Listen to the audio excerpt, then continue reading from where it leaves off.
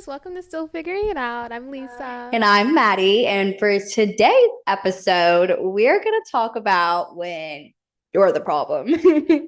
Sometimes, all the time, we just love to go to our friends and talk about situations that happen. We're always like, I can't believe her, can't believe him, blah, blah, blah. But sometimes it needs to be, I can't believe I made Mhm. play.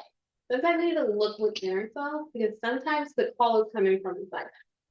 Yeah. So, Yeah, definitely. And I feel like when it comes to those specific situations in life, that is what ultimately changes a person for better or for worse. Like, if you don't, it's really hard to be in a position where you're offended by how people are treating you. So, looking to yourself sometimes is the last thing that you want to do.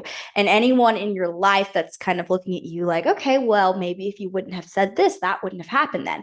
And, like, then you'll find yourself in a position where you are so like you are not able to take criticism at all, which is a very dangerous place to be in because a lot of people think that, oh, I'm confident if I don't listen to people when they tell, you know what I'm saying? Like, so it really it puts you in a huge mess. is it confidence or is it delusion? Find out here with episode whatever. Episode 3. Okay. I just feel like we've done so many of Yeah, these. you guys, we have actually done like 3 different types of podcasts in this like 2023, but this is episode 3 of Still Figuring It Out. So, yes, we are excited. When it comes to like these positions though, what would you say when it comes to girls? The when they tend to bring you in their drama, what is the most common one where you look at them and you're like, maybe you're the problem? See, I am I literally know you that don't want to rattle the girlies, person. No, but it's not even rattling the girlies. I'm literally that person that's like, I can't believe she did that. Like,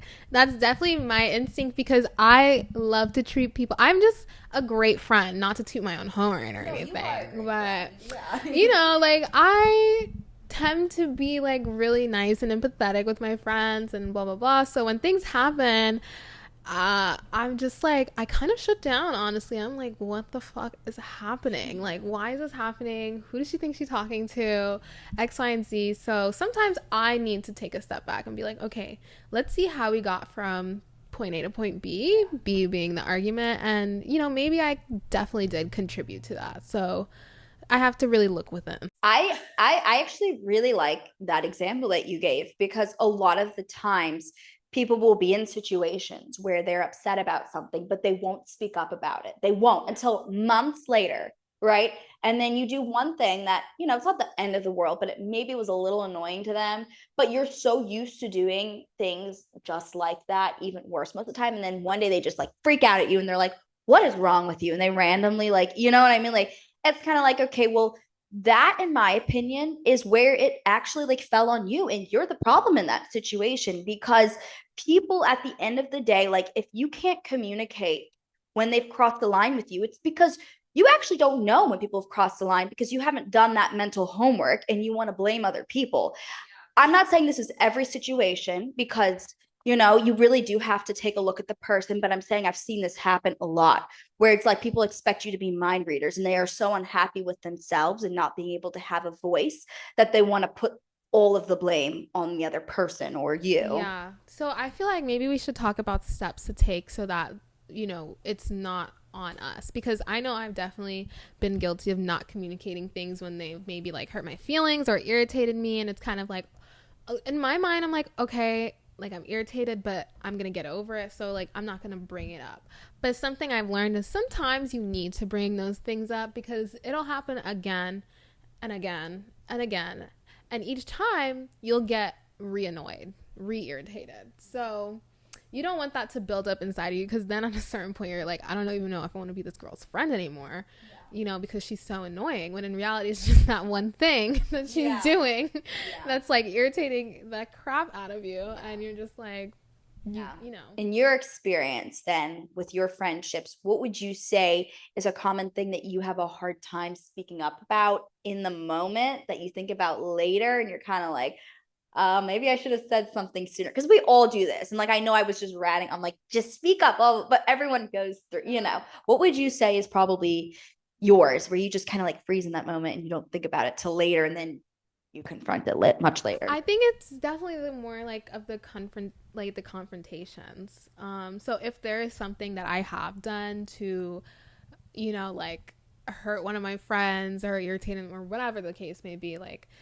in that time frame, because I have like typically like very energetic friends, and sometimes it's not like energetic in a good way. Like when the confrontations happen, they're just very like, you did this, and it's like very aggressive, and so in the moment I'll definitely just be like, okay, I see where you're coming from.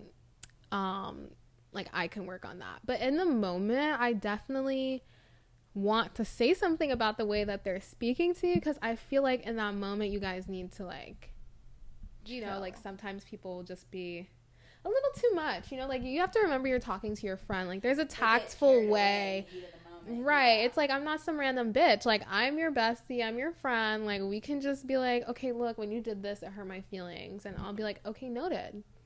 And I won't do it again. But like, when it builds up, people lose sight of like circumstances or their environment. I would say a really excellent way to know if like you're the problem, probably like signs to look out for. Do people ghost you a lot? And I'm not even talking about like guys, like friends specifically. Like, do you ever hang out with a group of girls or like even just one girl? You don't think anything happened, but suddenly she just doesn't want to be your friend or talk to you. Like I've noticed that a lot, because the majority of the time people don't want confrontation, right? Like why? They're wrapped up in their own drama, their own world, and half the time people don't know how to express themselves in an argument. That's the other half of it. So it's kind of like you put that in with like, okay, sometimes it's embarrassing. Like I've seen in my experience a lot of girls will have issues when it comes to guys. Like I've noticed this a lot. Like girls will hang out with their girlfriends. One of their girlfriends will invite a guy to come. Instantly, all the girls will get like so excited and they'll be like, oh, I'm just like supporting my friend. But you'll like see the little subtle things that they'll do. They're all competing for that one raggedy guy. Right. That's actually the sneakiest way that girls will go up to your man. Like, yeah. I actually just recently discovered that, and I was like, what the actual, like, girls will go up to guys that have girlfriends. They'll be like, oh my god, she's so beautiful, she's so this and that. Yeah, they will literally just like worship the ground that the girl walks on. But in that moment, they do that because you in that moment look like a psychopath if you're freaking out on some girl who's worshiping you, right?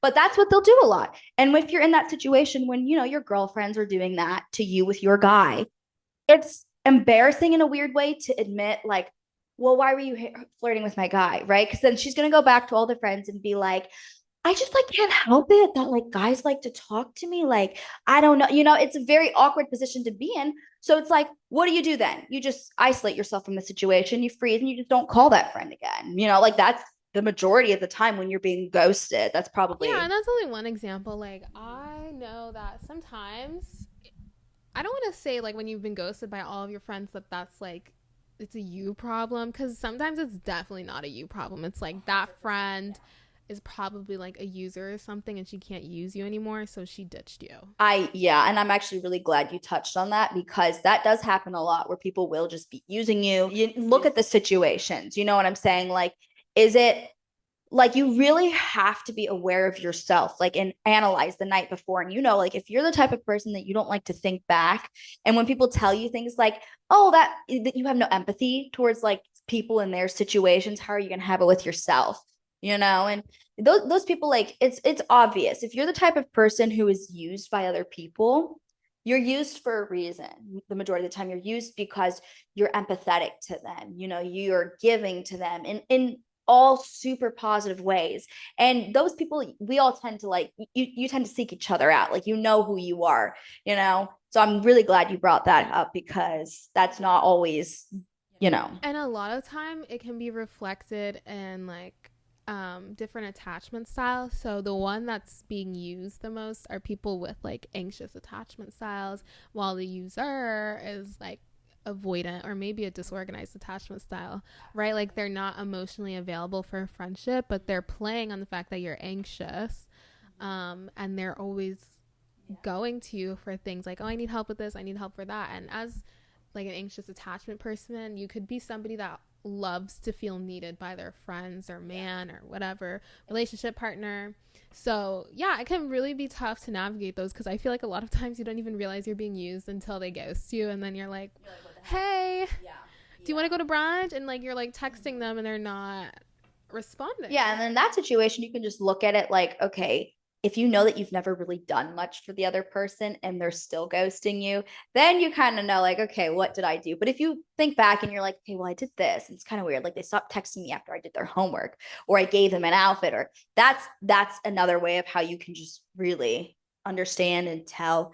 But as far as other signs go, would you say I've noticed a lot that people will there will always just be like some kind of argument no matter where you go with them, right? Some kind of drama. And I get where like being in a bad environment. I mean, I could be accused of this because I know when we talk, I tell you about a new fight with someone all the time. And I will say I am to blame because it's kind of like know when to bow out, know when to leave. You know what I mean? But at least I'm aware. Yeah. And it's important. Like you do need to be aware. But then yeah, as far as like the drama goes, maybe when you're in situations where you're always getting in a fight, like I get that. But if it's just like to the point where like no matter who you see, you always have drama with them. Like it's like you can never just go out with your friends without getting mad at a guy or getting mad at somebody. That's when you kind of know, okay, what is going on? Right. Like if it's always, I don't want to say if it's always you popping up. Like you guys need to look at the circumstances very carefully, because these are generalizations, right? Like sometimes it might not apply to your life, but like if it's something like if you're, like you said, if you're always popping off or getting mad and stuff like that, or if people are always coming to you like you did this, you did that, like look at the pattern. There's going to be a pattern. Is this pattern typically initiated by me? Like is it something that I'm doing unconsciously or what? Like maybe that's something I need to be more conscious about and stop doing so I can stop being the problem. Yeah, you do need to say you're sorry though, and like, but be careful with those apologies, because people will admit they're right away, but then what do? I don't know what you're remembering. Side eye. Side eye. No, but they'll give you apologies, right?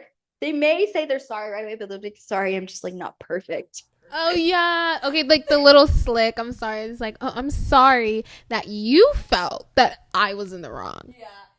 Sorry, I'm an imperfect person. Literally. I'm sorry that I'm imperfectly perfect. Like but yeah, they're like basically saying I'm sorry and then like going off into this long-winded, unneeded explanation. Like they're called the like the logical sorries or something like that. Like this is not the actual name. That's like what I call it in my mind, because they're trying to make you think that they're sorry, but put logic at the end of it so you can't deny it. Yeah. Like even though some of them is just plain delusional. Like I'm sorry that you felt like, shut up. Like we know what you did, so own up to it and just say I'm sorry. But it is what it is.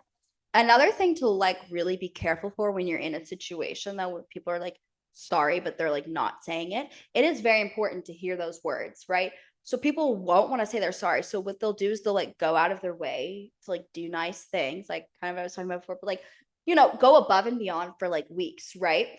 And they will keep distracting their thoughts, their mind with favors for you. And what that does to you is, and then when you don't forgive them, the love bombing, and then when you don't forgive them, even though they didn't even ask for forgiveness, right? Oh, but they bought you jewelry and they bought you a new car and all this stuff. And then you're still like upset about something. They like look at you like, I did all of this for you. And then they want an excuse to lash out at you. Like, I spent thousands of dollars and like, this is how you act.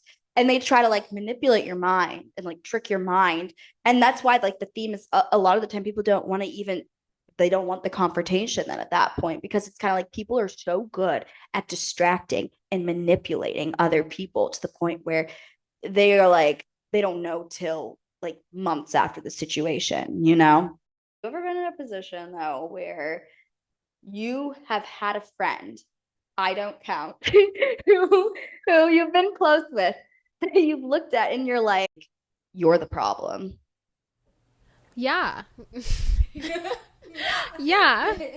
Yeah, because I'm just like, I feel like I'm painting myself in such a bad light right now. But like, anyways, I'm like that friend. Like you'll tell me the situations, and I'll be like, I think that's you. I don't know if that's being a bad friend or just being like realistic Well, or when you say I think honest. that's just you, do you mean like that's Like the problem, like it's Oh, I you. see. Like you started and whatever when they're clearly looking for support. And what am I supposed to be like, oh girl, like I feel you, I get you. Like I could never.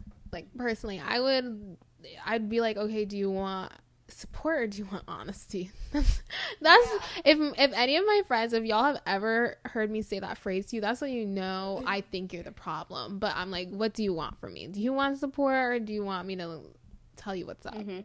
And the thing is though, like people think like I can't believe my friend didn't have my back here. But in reality, like someone who actually loves you will tell you when you're wrong and then still love you for it after. You know what I'm saying? Like if your friend's wrong in a situation, you'll tell her, but you won't look at your friend like, oh, I don't want to be your friend. You know what I'm saying? Like Yeah, because we're not perfect. Like I can't expect you to act like perfect 1000% of the time, you know, like there's always going to be situations that crop up that happen, but you're like friends with that person. Being friends with someone is just like being in a committed relationship with somebody. Like you're committed to being friends with them and you like having them in your life. So yeah, like if any of those situations come up, you're just going to be like, you know, I'm going to hold you accountable, but at the same time, like it's almost like support in public, confront in private, or not confront but like hold accountable in private. Be like, that was not cool. Tomorrow you need to go do XYZ. Like maybe she jumped a girl in the bathroom, like she's fighting some girl. Am I gonna pull her off and be like, Maddie, you shouldn't have done that? No. Okay, I might hold security back so she can do what she needs to do, but when we but when we get home, I'm gonna be like, Maddie, girl, why were you fighting? Like, we don't fight, you know? Like, especially me. I don't fight. So I'm like, why were you fighting when I was there? how would you say, since we talked a little bit about girls and how we've noticed they will the issues they'll run into, what would you say like is something guys do when you know like a common thing where it's like, no dude, like you're the problem? Okay. So I know that guys are the problem literally every day in their every waking moment. Like they don't have a situation where they're not the problem to me. I'm just kidding. Not really. No, like I agree though. I don't know. They're just like a lot of times I feel like men aren't raised to be emotionally available, emotionally aware, or self aware. So when we are like, or compassionate, empathetic, like any of those, like men will just, it's very select few. Okay, we're talking general people. But sometimes, like, you know, guys will just, the most easiest example I can show you is like, it's going around on TikTok right now where like you'll see men just walking on the sidewalk and you'll see a woman like already in his path, and he'll be in there and he won't move. Like he'll expect the woman to move. Like that is one example of a man just being the problem simply because they're a man. But if we want to get into something like a little bit more specific, like whenever they, you know, have certain expectations and things like that, those are all contributing to being the problem because they bring those into their friendships and relationships, and they're just like, why aren't you doing X, Y, and Z? And it's like, I don't recall reading that in the fine print. And he's like, matter of fact, it was in the fine print. So matter of fact, let me pull it up right here. What they always do is this: you are a whore if you sleep around, right, with them too soon, right?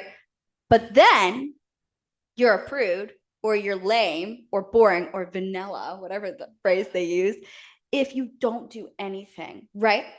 Then he expects you to commit like that. Not even just like, this is in general. Like we are generalizing, and I will say I have yet to meet a man who does not think like this. But they will do whatever they need to do to wow you, like in that moment, right? And then you believe them because they're love bombing you. They're doing everything, and then, the second you give them what they want and what they tell you, if you love me, this is what you'll do for me. And this is the thing. And then men, after they have used the women like that, they want to go and rant about how no, like she was actually just a hoe. Like, why do all these hoes exist? Right? Then they want to talk about women being horrible mothers, cheaters, skanks, all of these things when it was the man who made her be that to begin with. Yeah, I think a lot of times, like, they're just unconsciously or consciously, depending on how much of an asshole they are, they're just the problem. Like, sometimes guys in the house, Sorry, like, I'm mad. literally, like, sometimes they'll just, like, let's look at a married couple, for example. Like, you'll see them all the time on, like, Instagram, Twitter, TikTok, whatever, and it'll be, like, this woman that's like completely just like fed up with the guy because she's taking care of the kids, she's cleaning, she's making the food, and he's just like coming in and out, and then he's like, why don't we have sex anymore? And it's like, dude, And she's probably also like the breadwinner too. Keep that in mind. yeah, she's probably also she probably working. doesn't Like, get hair appointments. she's not a stay-at-home mom. This is like a 50-50 relationship, so she's also paying the bills, but she's doing 3 times the work that he is. And get that he's probably cheating on her with some younger girl who has a sugar daddy paying for her hair appointments, nice shoes, nice bags. He is the sugar daddy. Yeah, he probably is her sugar daddy while his wife is like busting her butt at work with the kids, and she's not earning enough. He lost the spark because she just let herself go.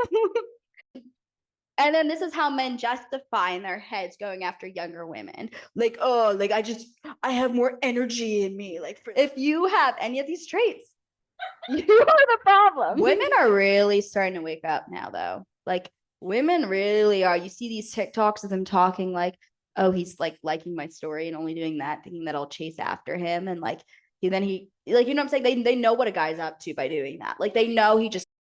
They think you're so low effort that all they have to do is like a story for them to get with you. Yeah, like, and then they're like shocked when you don't. yeah, like he's respond to a heart. right. And he's let me set the scene for you. He's not texting you back. He's ignoring you. But he has the time to go on Instagram and like your stories and whatever. Like, let's be for real. Like, if he's doing all of that and he's not texting you, he's not calling you, he's not into you. And that was the free preview into our next episode. Yes. So tune in. Next week. Yes, next week. How you know he's just not that into you. Yay. Bye guys.